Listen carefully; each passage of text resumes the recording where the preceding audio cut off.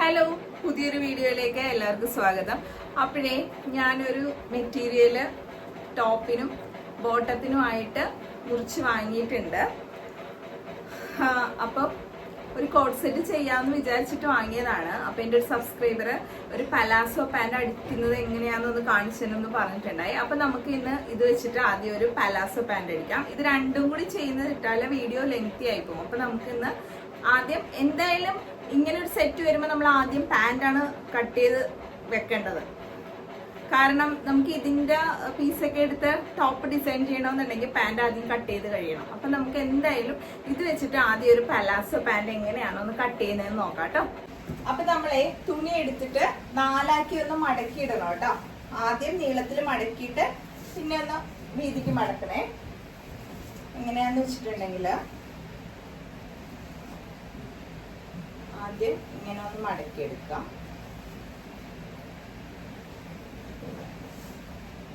ഇത് 2 മീറ്റർ തുണിയാണ് കേട്ടോ.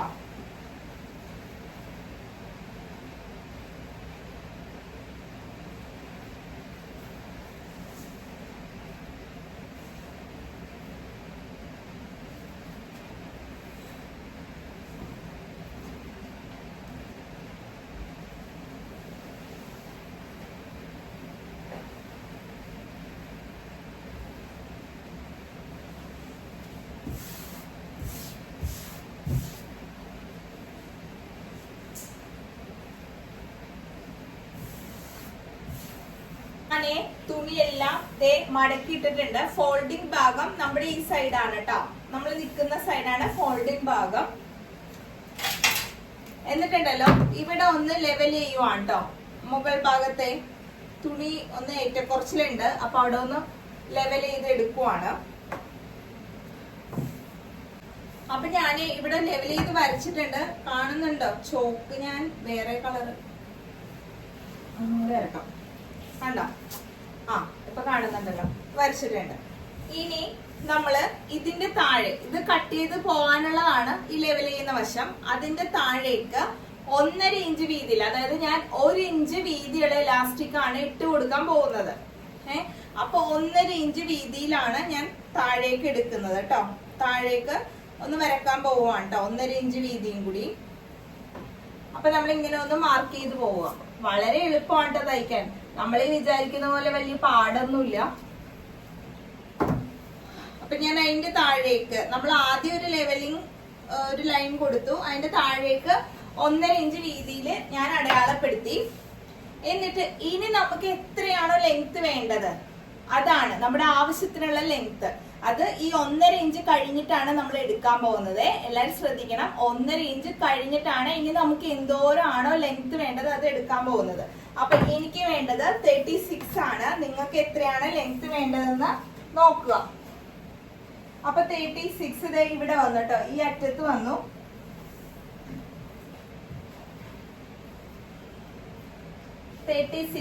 അത് ഞാനൊന്ന് വരച്ചു കൊടുക്കുവാണേ. വരച്ചു കൊടുത്തിട്ടുണ്ട്. എന്നിട്ട് അത് കഴിഞ്ഞിട്ട് ഈ 36 കഴിഞ്ഞിട്ട് നമുക്ക് മടക്കി അടിക്കേണ്ട ഭാഗമുണ്ട്.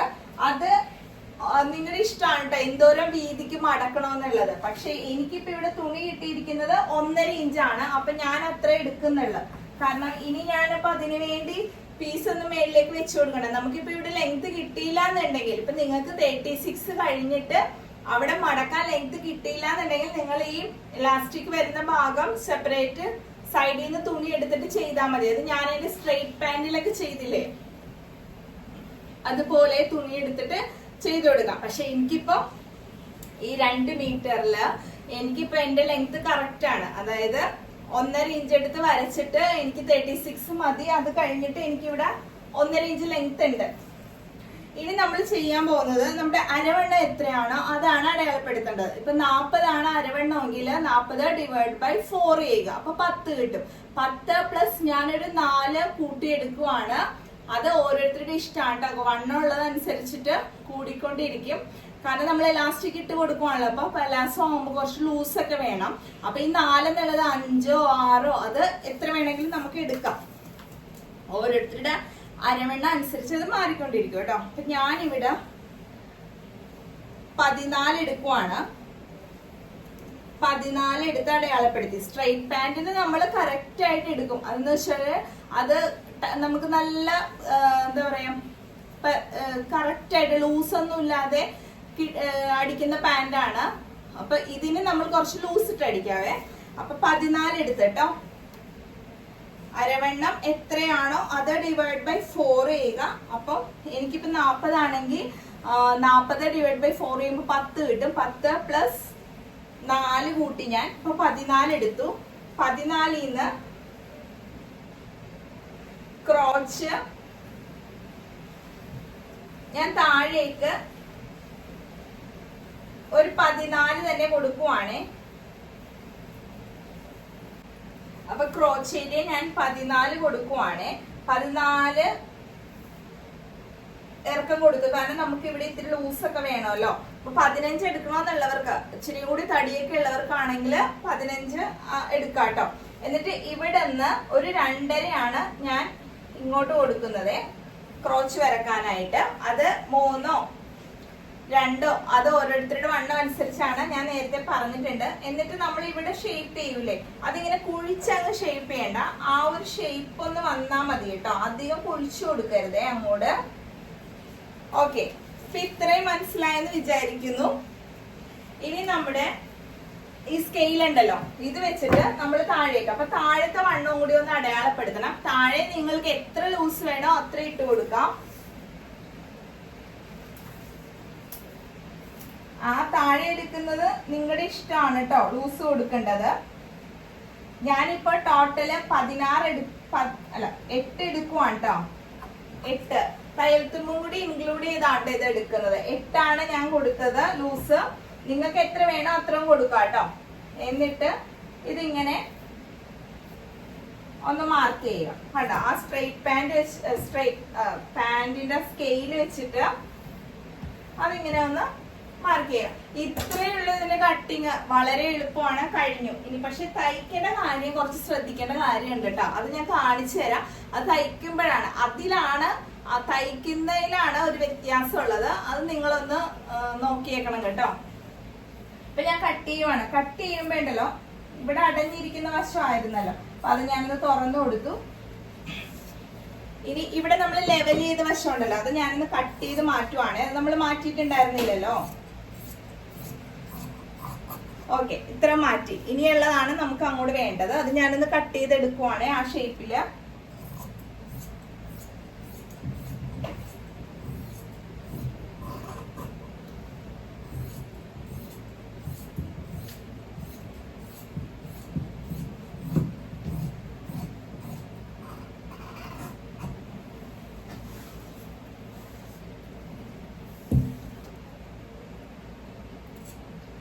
ഞാനത് കട്ട് ചെയ്ത് കഴിഞ്ഞിട്ടുണ്ട്. ഇത്രയുള്ള ഇതിന്റെ കട്ടിങ് കഴിഞ്ഞു.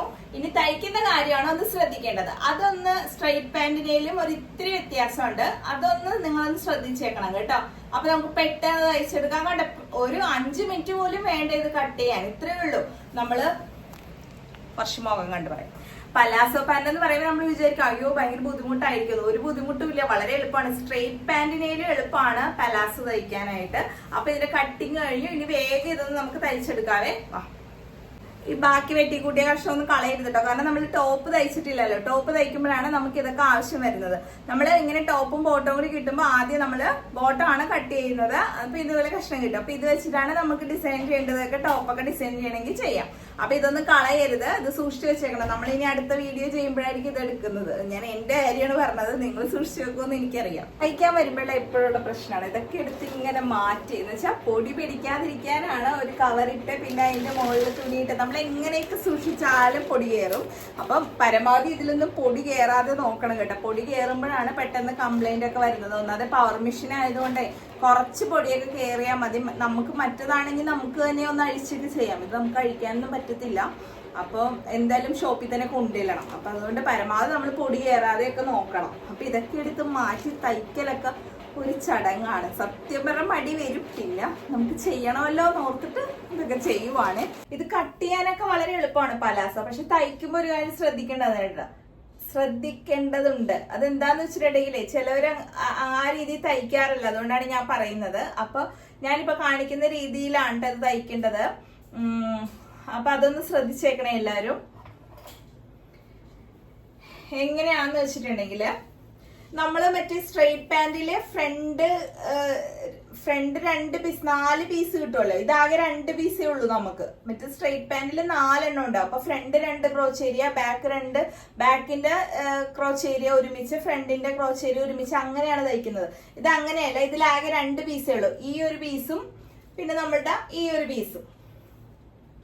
പിന്നെ ഇതിലിപ്പോ അപ്പൊ ചിലർക്ക് സംശയം വരും, ഇതില് മുകളിലൊന്നും ചരിച്ചൊന്നും കട്ട് ചെയ്തില്ലല്ലോ എന്ന്. ഇത് ലൂസാണ്, നമ്മുടെ സ്ട്രെയിറ്റ് പാന്റ് പോലെ കറക്റ്റ് ഫിറ്റ് അല്ല. ലൂസ് ആവുമ്പോഴത്തേക്കും നമുക്ക് ആ ഒരു പ്രശ്നങ്ങളൊന്നും വരുന്നില്ല. അതുകൊണ്ടാണ് ഇത് അങ്ങനെയൊന്നും ചെയ്യാതിരുന്നത്. അപ്പൊ ഇത് ഇങ്ങനെ ഇട്ടു, അതായത് നല്ല വശവും കൂടി ചേർത്തിട്ടിട്ട് വേണ്ട. ഇനി ഇതിന്റെ ക്രോച്ച് ഏരിയയില്ലേ, ഈ സൈഡ് ഈ വരുന്ന ക്രോച്ച് ഏരിയ ആദ്യം തയ്ക്കുക, അപ്പുറത്തെ സൈഡും അങ്ങനെ കൂട്ടി തയ്ക്കുക, നമ്മൾ നേരത്തെ ചെയ്ത പോലെ. അപ്പൊ നമുക്കൊന്ന് തയ്ച്ചു നോക്കാവേ. ഞാനിപ്പോ ഈ സൈഡ് ഒരു ക്രോച്ച് ഏരിയ ഞാൻ തയ്ക്കാൻ പോവുകയാണ് വെച്ചിട്ട്.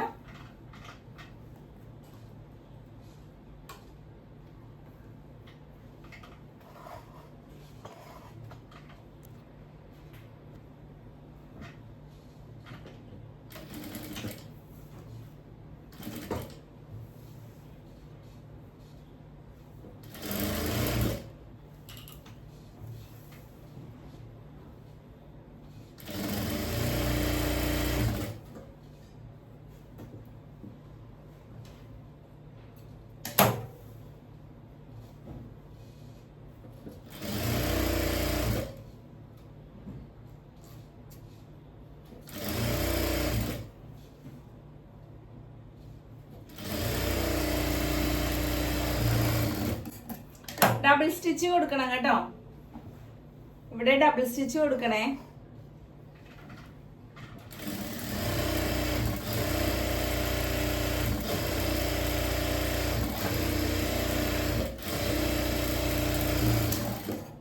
ഇനി ഇതുപോലെ തന്നെ ഇപ്പുറത്തെ സൈഡും ഒരു ക്രോച്ച് ഏരിയയില്ലേ, അതും കൂടി കൂട്ടി കൊടുക്കാം. ഇപ്പൊ ചെയ്ത പോലെ തന്നെ അടിക്കുക കേട്ടോ.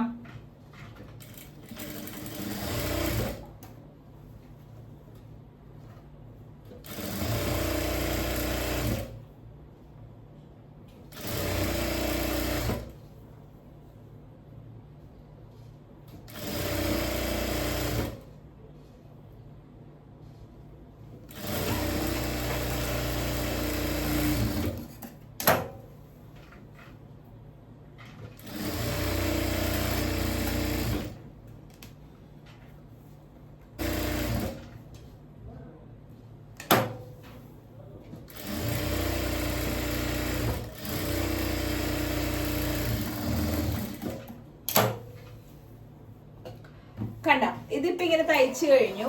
ഇനി നമ്മൾ ചെയ്യേണ്ടത് എന്താന്ന് വെച്ചിട്ടുണ്ടെങ്കിൽ, തയ്ച്ചു കഴിഞ്ഞില്ലേ, ഇനിയാണ് നമ്മളിത് ഇതിങ്ങനെ ആക്കുമ്പോ അത് കണ്ട ക്രോച്ച് ഏരിയ 2 തയ്ച്ചു കണ്ട, ഇങ്ങനെ തിരിച്ചാക്കുമ്പോ ഇവിടെയും വന്നിട്ടുണ്ട്, അപ്പുറത്തും വന്നിട്ടുണ്ട്. ഇനിയാണ് നമുക്ക് താഴെ ഉണ്ടല്ലോ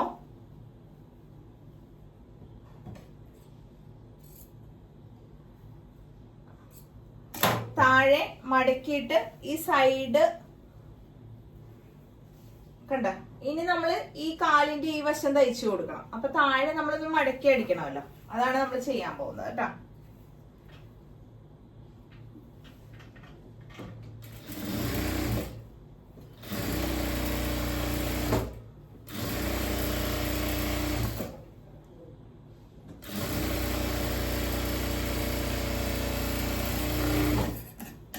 എന്നിട്ട് എത്ര വീതിയാണോ വേണ്ടത് ആ വീതിക്ക് ഇതൊന്ന് മടക്കി അടിക്കുക.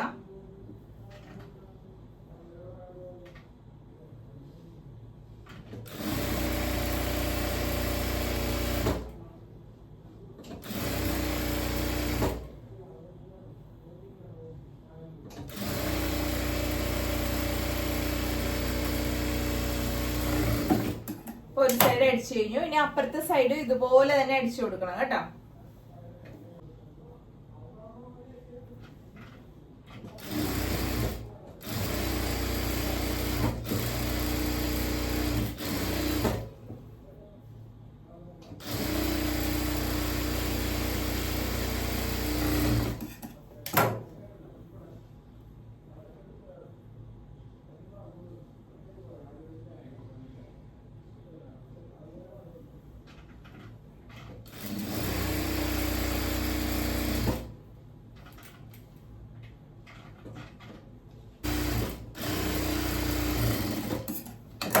താഴെ രണ്ടു വശം അടിച്ചു കഴിഞ്ഞിട്ട്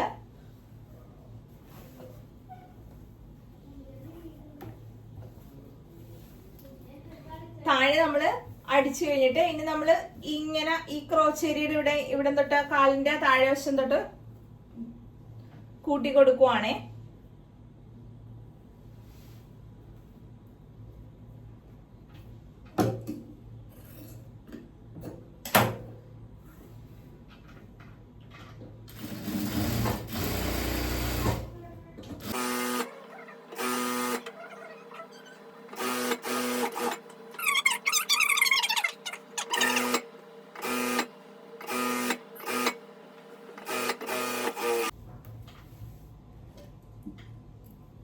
ഡബിൾ സ്റ്റിച്ച് ഇട്ട് കൊടുക്കുവാണേ.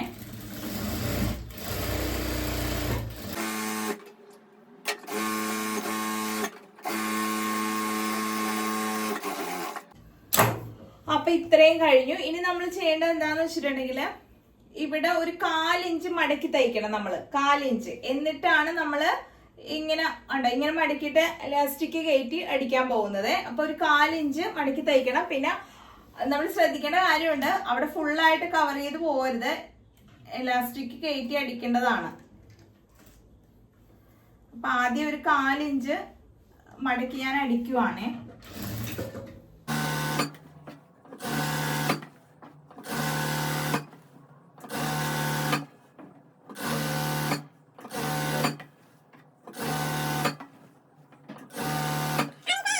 അപ്പൊ ഇനി നമ്മൾ തയ്ക്കുമ്പോ ഉണ്ടല്ലോ ഇവിടെ കുറച്ച് ഗ്യാപ്പ് ഇടണം കേട്ടോ, ഇലാസ്റ്റിക് കയറ്റാനുള്ളത്. അത് ഇട്ടിട്ടാണ് കേട്ടോ ഇടുന്നത്.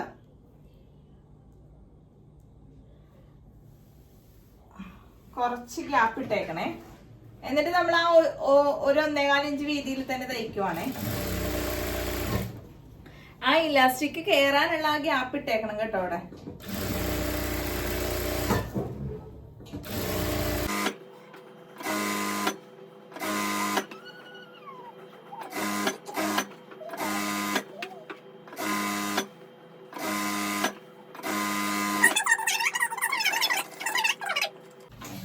എടുത്തിട്ട്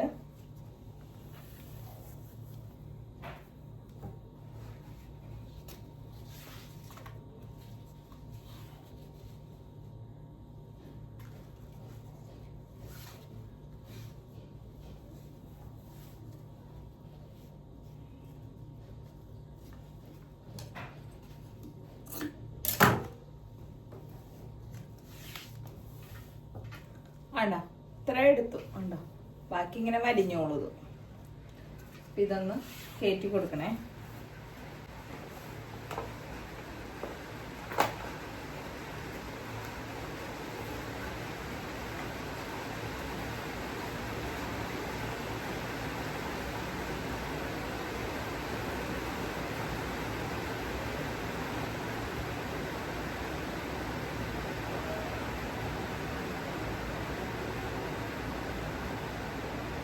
ഇലാസ്റ്റിക് കയറ്റി കഴിഞ്ഞിട്ടുണ്ടല്ലോ, നമ്മള് ഒന്നും കൂടി അടിക്കുവാണ്, അല്ലെങ്കിൽ ഉണ്ടല്ലോ ഇത് കടന്ന് തിരിഞ്ഞ് മറിഞ്ഞൊക്കെ പോകും. അപ്പൊ അങ്ങനെ ആവാണ്ടിരിക്കാനായിട്ട് നമ്മൾ നേരത്തെ സ്ട്രൈറ്റ് പാൻറ് ചെയ്ത പോലെ ഒന്നും കൂടി അടിച്ചെടുക്കുവാണേ.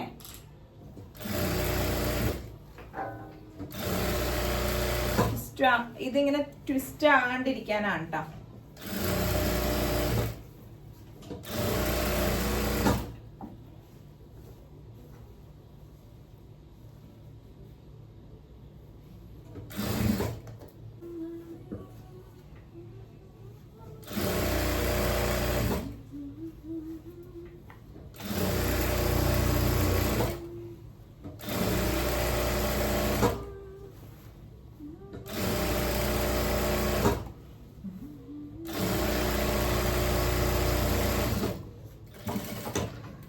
അതിപ്പോ ചുറ്റിനെ ഒന്ന് അടിച്ചു കൊടുത്തു.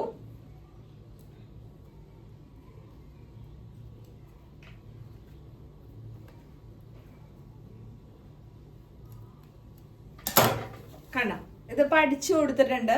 ഉണ്ടോ, എല്ലാ വശം അടിച്ചു കൊടുത്ത് എലാസ്റ്റിക് ഇട്ടു. പക്ഷെ ഞാനിവിടെ കൂട്ടിയിട്ടില്ല കേട്ടോ. കാരണം എന്താന്ന് വെച്ചിട്ടുണ്ടെങ്കിലേ എനിക്ക് ഇതൊക്കെ ഉണ്ടെങ്കിലും എനിക്കൊരു നാടയും കൂടി വേണം. കാരണം നമ്മളിത് ഒന്ന് വെയിലത്തിടുകയോ കുറച്ചധികം നേരം ഒന്ന് വെയിൽ കൊള്ളുകയോ അല്ലെങ്കിൽ എലാസ്റ്റിക് ഏതെങ്കിലും കാരണവശാലും ഒന്ന് വലിഞ്ഞു പോവുകയോ ചെയ്തിട്ടുണ്ടെങ്കിൽ നാടയുണ്ടെങ്കിൽ നമുക്ക് എപ്പോഴും ഉപകാരപ്പെടും. അപ്പൊ ഞാനുണ്ടല്ലോ ഒരു നാടയും കൂടി ഇതിന്റെ അകത്തുകൂടി കയറ്റി ഇവിടെ കൊണ്ടുവന്നിട്ട് ആ നാട കയറാനുള്ള ഒരു ഇത് മാത്രം ഇട്ടിട്ട് ഇവിടെ ഒന്ന് കൂട്ടി കൊടുക്കും കേട്ടോ. അപ്പൊ അതും കൂടി ഒന്ന് ചെയ്തേക്കാവേ. അപ്പൊ നാടൊക്കെയുള്ളത് വെട്ടിയെടുത്തിട്ടുണ്ടേ. ഇതൊന്ന് വേഗം ഒന്ന് അടിച്ചെടുക്കുവാണേ.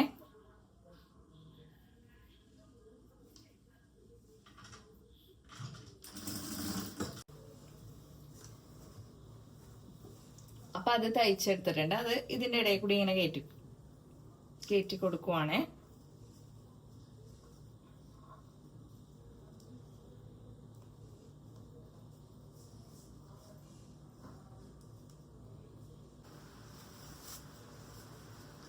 നോക്കിയേ, നാടയും വന്നു. ഇനി നമ്മൾ ചെയ്യേണ്ടത് ഇവിടെ ഇത്രയും ഇത് വേണ്ട, നമുക്ക് കുറച്ചുകൂടി ഒന്ന് അടിച്ചു കൊടുക്കാം കേട്ടോ. ഞാനത് എലാസ്റ്റിക് കേറാനുള്ള ആ ഒരു ഇത് ഗ്യാപ്പ് കൊടുത്തതാണ്. നമുക്ക് അത്രയും വേണ്ട. അപ്പൊ ഈ നാടയിലൊന്നും കൊള്ളരുത് കേട്ടോ. അതങ്ങ് അകത്തേക്ക് നീക്കിയിട്ടൊക്കെ വേണം കേട്ടോ ഇനി അടിക്കാൻ. ഒന്ന് ശ്രദ്ധിക്കണേ, അത്രയും ഗ്യാപ്പ് വേണ്ടല്ലോ അവിടെ.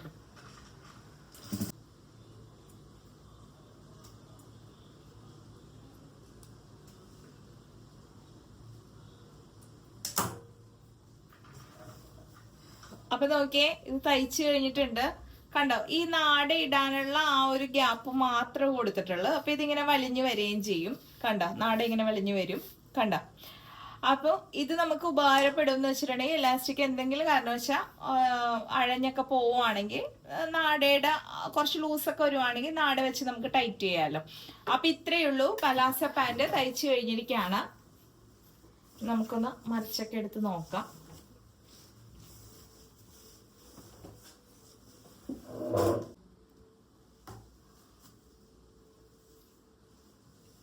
ഉണ്ട്, ഈ വള്ളി ഇങ്ങനെ അകത്ത് പോകട്ടോ. നമുക്ക് അകത്ത് വെച്ച് ടൈ ചെയ്യാനേ പറ്റുള്ളൂ.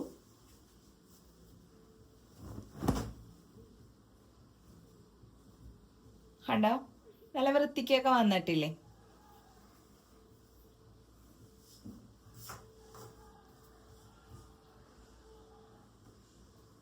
ഇനി ഇത് നന്നായിട്ടൊന്ന് അയൺ ചെയ്തെടുക്കണം കേട്ടോ. പറഞ്ഞിട്ടില്ലേ, എന്ത് തയ്ച്ചാലും നന്നായിട്ട് അയൺ ചെയ്തെടുക്കണം. അതിലാണ് തയ്ച്ചതിന്റെ ഭംഗി എന്ന് പറയുന്നത്.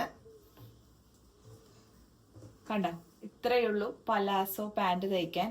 ഇവിടുത്തെ ലൂസൊക്കെ നിങ്ങളുടെ ആവശ്യത്തിന് എടുക്കാം കേട്ടോ. അത് ഓരോരുത്തരുടെ ഇഷ്ടമാണ്, ഓരോരുത്തരുടെ ഇഷ്ടത്തിനനുസരിച്ച് എടുക്കാം. അപ്പൊ ഇത്രയേ ഉള്ളൂ, നമ്മൾ തയ്ച്ചു കഴിഞ്ഞിട്ടുണ്ട്. അപ്പൊ എല്ലാവരും ഒന്ന് തയ്ച്ചു നോക്കണം. പിന്നെ ഞാൻ ഇതിന്റെ ടോപ്പ് ചെയ്യുന്ന വീഡിയോ ഇടാം കേട്ടോ. അപ്പൊ കോട്ട് സെറ്റ് ആയിട്ട് നമുക്ക് ഇത് ബോട്ടം അത് ടോപ്പ് ആക്കി ഇടാം, കോട്ട് സെറ്റ് ആക്കി ഇടാം. അപ്പൊ എല്ലാവരും ഒന്ന് തയ്ച്ചു നോക്കണം കേട്ടോ. അപ്പോ എന്നാലേ അടുത്ത വീഡിയോ ആയിട്ട് കാണാം കേട്ടോ.